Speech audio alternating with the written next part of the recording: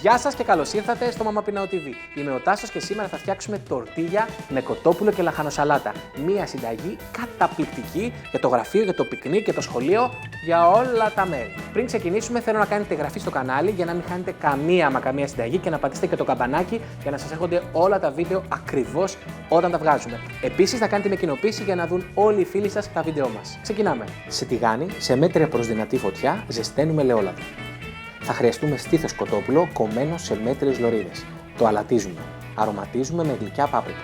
Ανακατεύουμε καλά. Σε αυτό το σημείο μπορείτε να προσθέσετε και άλλα μυρωδικά της επιλογής σας. Μεταφέρουμε το κοτόπουλο στο τηγάνι που έχει κάψει, χωρίς να γεμίσουμε υπερβολικά το σκεύος.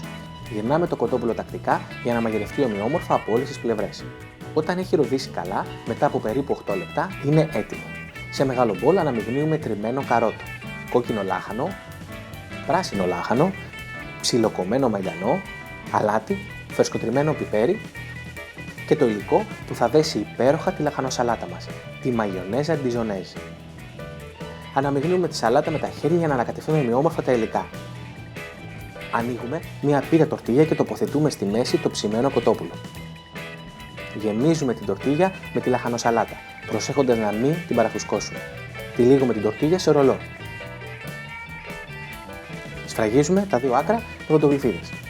Κόβουμε την τορτίγια στη μέση με μαχαίρι. Απολαμβάνουμε την τορτίγια κοτόπουλου ζεστή ή και κρύα. Σας το υποσχέθηκα και το έκανα πράξη. Φοβερή τορτίγια με τέλειο ζουμερό κοτόπουλο από μέσα και απ' έξω τραγανό όπως πρέπει, με παπρικούλα που βάλαμε. 3 είδη λαχανικών και φτιάξαμε την πιο τέλεια κόλσλο και βάλαμε και φοβερή σος και απογειώσαμε αυτή τη τέλεια συνταγή. Για να δοκιμάσω να δω τι φτιάξαμε.